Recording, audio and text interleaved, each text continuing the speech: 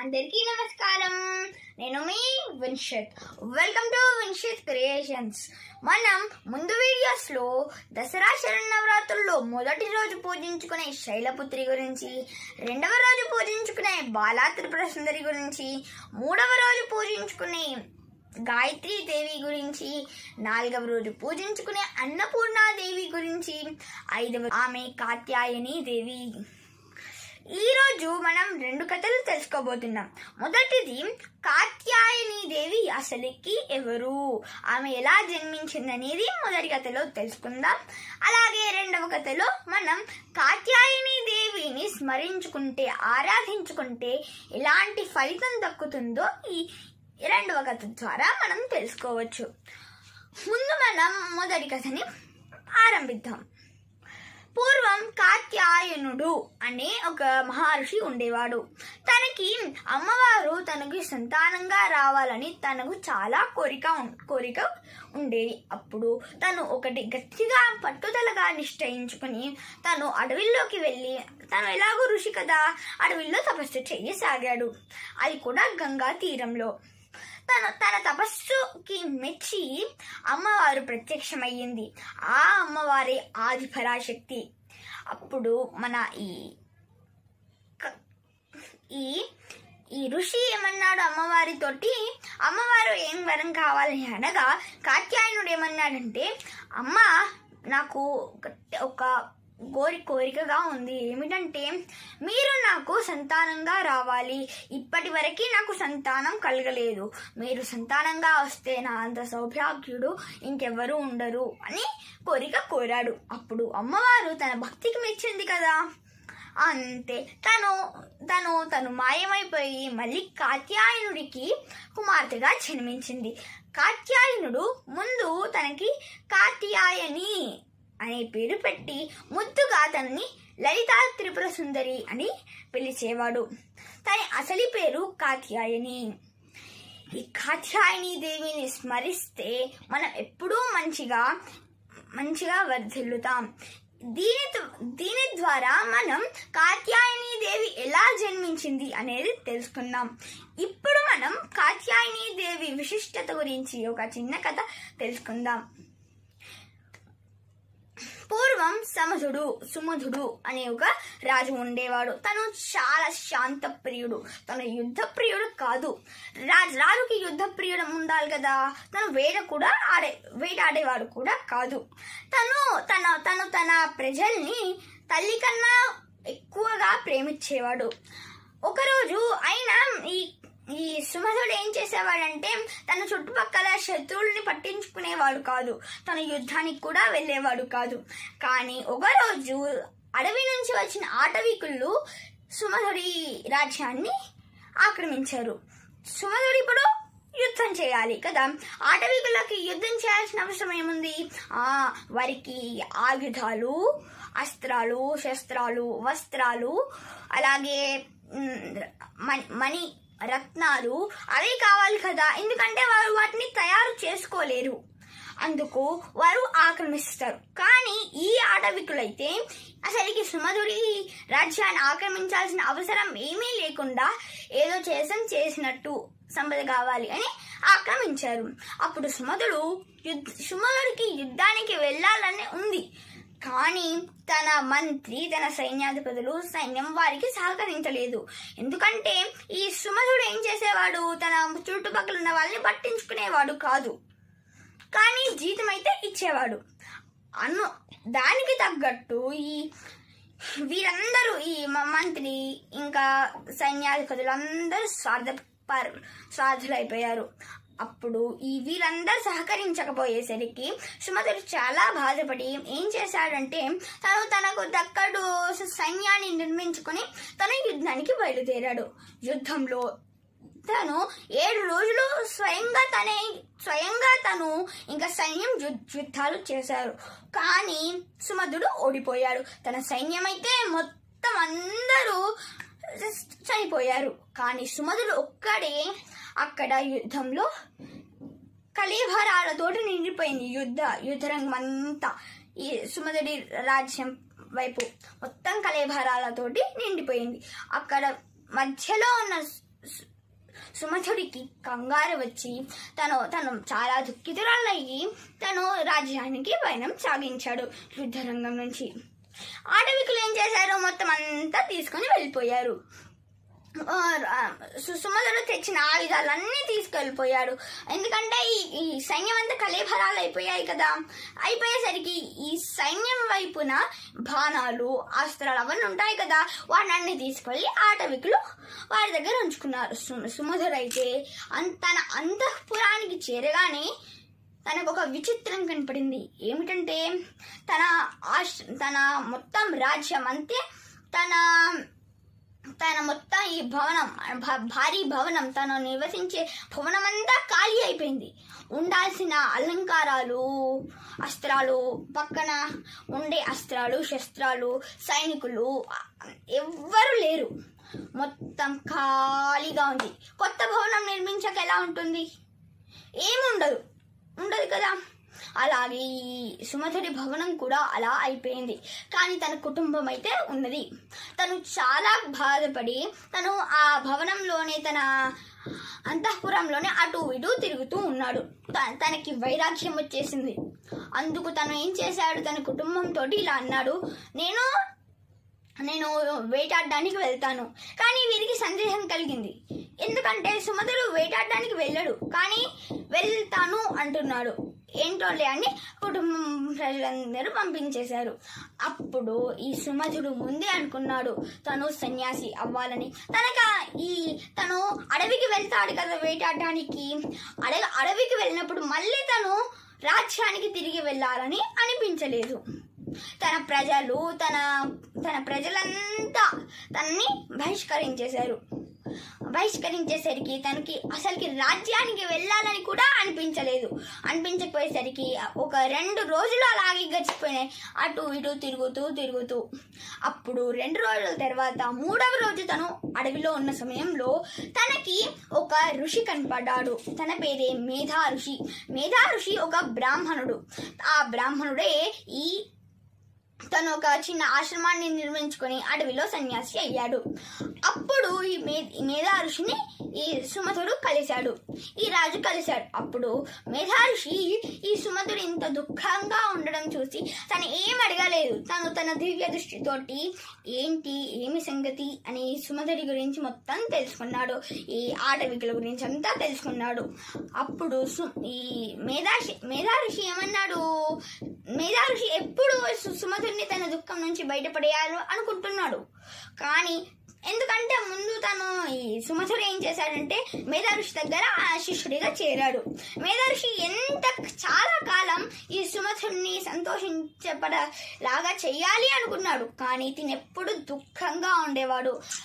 ఏమన్నా అంటే తను ఆశ్రమ పక్కన ఒక పెద్ద కొండ ఉండేది. ఆ కొండ మీద కూర్చొని తను శూన్యం వైపు చూస్తుండేవాడు. శూన్యంలో నక్షత్రాలు లెక్క పెట్టేవాడు. ఇదే కదా, ఏం తోచకపోతే అదే పని చేస్తారు కదా. దుఃఖంగా ఉన్న వాళ్ళు కూడా అలాగే చేస్తారు కదా.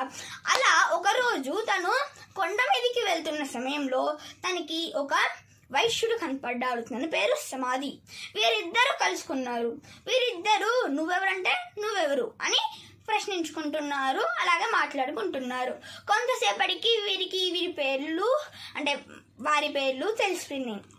అసలుకి ఈ సమాధి కూడా సన్యాసి కావడానికి వచ్చాడు. ఎందుకంటే తను ఒక కోటీశ్వరుడు. తను ముందు పేదవాడే కానీ కోటీశ్వరుడు. తనకి విష్ణు భక్తుడు. తను కోటీశ్వరుడు అయ్యాక తను సంపాదన ఇంకా పెరిగింది. తను ఒక వ్యాపారి కదా.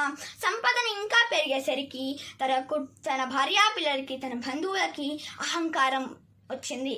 అహంకారం వచ్చేసరికి నీ వల్ల మాకేం ఉపయోగం లేదు, వెళ్ళిపో అని ఇంటి నుంచి బహిష్కరించేశారు వారి కుటుంబం వాళ్ళు. బహిష్కరించేసరికి నేను ఇంకా ఈ భూమి మీద నేను ఉండాల్సిన అక్కర్లేదు అని ఆత్మహత్య చేసుకోవడానికి వచ్చాడు. తను చాలా కాలమైంది సన్యాసిగా ఉండి, కానీ తనకి అసలుకి భూమి మీద ఈ నేల మీద ఉండాలనిపించకపోయేసరికి తను ఆత్మహత్య చేసుకోవాలి అని నిశ్చయించుకున్నాడు. అలా వెళ్తున్న దారిలో పుణ్యమాని ఈ సుమధుడు కలిశాడు. సుమధుడు తన కష్టాన్ని చెప్పుకుని, సమాధి తన కష్టాన్ని చెప్పుకునేసరికి వీరిద్దరూ కష్ట నష్టాలు చెప్పుకున్నారు కదా. అప్పుడు వీరిద్దరూ కొంతకాలం వరకే వీరు స్నేహితులయ్యారు, మిత్రులయ్యారు. అప్పుడు సుమధుడు ఇలా అన్నాడు, సమాధి, నీ కష్టం నా కష్టం ఒకటే కదా.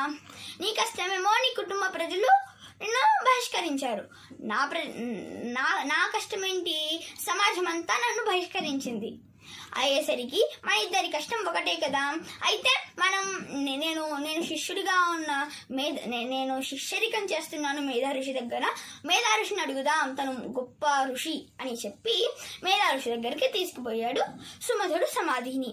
అప్పుడు ఈ సమాధి పేరు విచిత్రంగా ఉంది కదా, తీసుకువెళ్ళిపోయాడు. అప్పుడు మేధా ఋషి వారి సంగతంతా తెలుసుకొని ఇలా అన్నాడు. అప్పుడు సుమధుడు ఇంకా ఈ సమాధి ఇలా అన్నారు, గురువర్య, అసలుకి మాయ ఏంటి?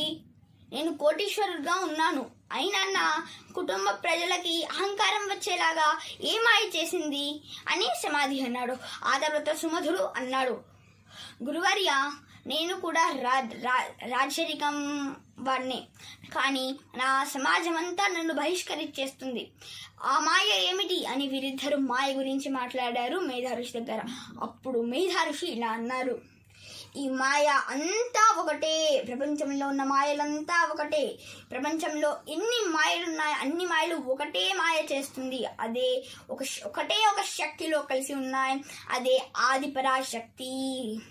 ఆదిపరాశక్తే ధనవంతుణ్ణి చేస్తుంది, ధనం లేకుండా చేస్తుంది ఆదిపరాశక్తే. కాబట్టి నేను మీకు అమ్మ మంత్రాన్ని మీకు ఉపదేశిస్తాను. ఆ మంత్రాన్ని మీరు జపిస్తూ ఎంత కాలమైనా ఎన్ని సంవత్సరాలైనా మీరు తపస్సు చేయండి. ఎప్పుడైతే ఆ అమ్మ మీకు కరుణ కటాక్షాలు చూపి అమ్మవారు మీ ముందు ప్రత్యక్షమవుతాయని మీరు కళ్ళు తెరవండి అని ధైర్యం చెప్పి తనకి ఓం శ్రీమాత్రే నమః అనే మంత్రాన్ని ఉపదేశించి వీరిని తపస్సు చేయమని చెప్పారు. వీరు చాలా భక్తి శ్రద్ధలతోటి వీరు గంగా తీరంలోని తపస్సు చేశారు. తపస్సు చేయగా చాలా తపస్సు చేశారు, కానీ ఆదిపరాశక్తి స్వయంగా రాలేదు. తను కాత్యాయని దేవి రూపంతో వచ్చింది.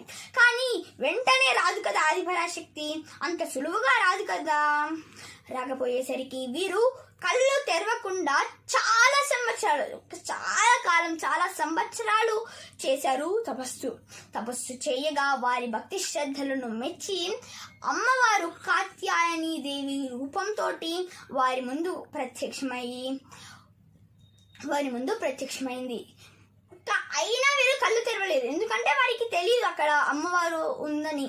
ఆ కళ్ళు మూసుకొని జపం చేస్తూనే ఉన్నారు, ఓం శ్రీమాత్రే నమః, ఓం శ్రీమాత్రే నమః అని.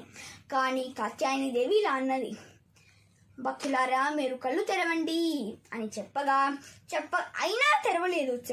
తెరవకపోయేసరికి అమ్మవారు వారిని తాకి లేవండి అని చెప్పగానే ఏంటోలే కానీ వీరిద్దరు ఒకేసారి కళ్ళు తెరిచారు. కళ్ళు తెరవగానే ఆ దివ్య శక్తిని వీరు కూడా తట్టుకోలేకపోయారు. అంత అద్భుతమైన రూపం కాత్యాయని దేవిది, చాలా సౌందర్యం మన కాత్యాయని దేవిది. కాత్యాయని దేవి తన మాయ గురించి కూడా చెప్పింది. ముందుగా ఏం వరం కావాలి అని దేవతలందరూ అడుగుతారు కదా వారు ప్రత్యక్షమైనాక, కానీ కాత్యాయని దేవి అలా చేయలేదు. ముందుగా తన మాయ అంతా చెప్పి, తన మహిమ అంతా చెప్పి, ముందు అవతారాలన్నీ బాలా త్రిపుర సుందరి అన్ని అవతారాల విశేషాలు చెప్పిన తర్వాత వారికి జ్ఞానం వచ్చేలాగా చేశాక, ఆత్మజ్ఞానం వచ్చేలాగా చేశాక, అప్పుడు ఈ కాత్యాయని దేవి మీకేం వరం కావాలో కోరుకోండి అని అప్పుడు అడిగింది. అప్పుడు వీరిద్దరూ బాగా ఆలోచించి వీరు ముందు నేను చెప్తాను అని సుమధుడు ఏమన్నాడు, అమ్మా నాకు రాజ్యాకాంక్ష ఇంకా పోలేదు, నా శరీరం అంతా ఇక్కడ ఉన్న నా మనసంతా ఆ రాజ్యం పైనే ఉంది, నా రాజ్యం ప్రజలు ఎలా ఉన్నారు, నా కుటుంబం ఎలా ఉన్నారు, నా పిల్లలు ఎలా ఉన్నారు, నా పెద్ద కొడుకు ఎలా ఉన్నాడు అనే ఆలోచనలే నాకు కళ్ళ ముందు మెదులుతున్నాయి.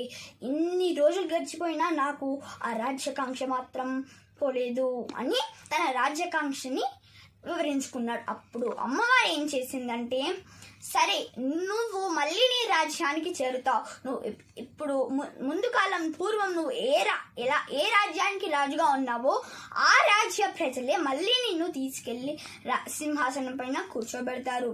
అలాగే నీకు యుద్ధ ప్రియుడు కాదు కదా, నీకు శక్తి లేదు కదా, నేను నీకు మొత్తం 1000 ఏనుగుల శక్తి ఇస్తున్నాను అని చెప్పి తనకి ఆ వరాన్ని ఇచ్చేసి, అలాగే అమ్మవారు తనకి తోచినట్లు ఒక వరాన్ని ఇచ్చింది, ఒక గొప్ప వరాన్ని ఇచ్చింది. సుమధ, నువ్వు నా కోసం కఠిన తపస్సు చేసావు, చాలా సంవత్సరాలు తపస్సు చేసావు కదా, కాబట్టి నేను నీకు ఒక వరాన్ని ఇస్తున్నాను. నువ్వు తర్వాతి నీ జన్మలో సూర్య భగవానుడి కుమారుడిగా జన్మిస్తావు. కుమారుడిగా జన్మిస్తావు. నువ్వు ఆత్మజ్ఞానంతో కళకళలాడిపోతావు. అలాగే తర్వాత కాలం నువ్వు పుట్టిన తర్వాత కూడా అప్పుడు కూడా నువ్వు రాజు అవుతావు అని ఆ వరాన్ని ఇచ్చి సుమధుడికి ఆ వరాన్ని ఇచ్చేసింది. ఇప్పుడు సమాధి వంతు వచ్చింది. సమాధి బాగా ఆలోచించి ఏం కోరాడంటే, నాకు ఈ భూమి మీద ఉండాలనిపిస్తలేదు మాత, మీరు నాకు ఆత్మజ్ఞానాన్ని ఇవ్వండి. నేను ఇలాగే సన్యాసిగా ఉండి నేను నా వంతుగా నేను వేరే వాళ్ళకి సహాయం చేస్తూ నేను ఉంటాను. నాకు కూడా ఆత్మజ్ఞానాన్ని ప్రసాదించండి అనే గొప్ప వరాన్ని కోరారు. కానీ మన శరీరంలో మనకు తెలియని ఒకటి ఉంది. ఏమిటంటే మన హృదయం కింద ఒక జ్యోతి వెలుస్తూ ఉంటుంది. ఆ జ్యోతి పరమాత్మ.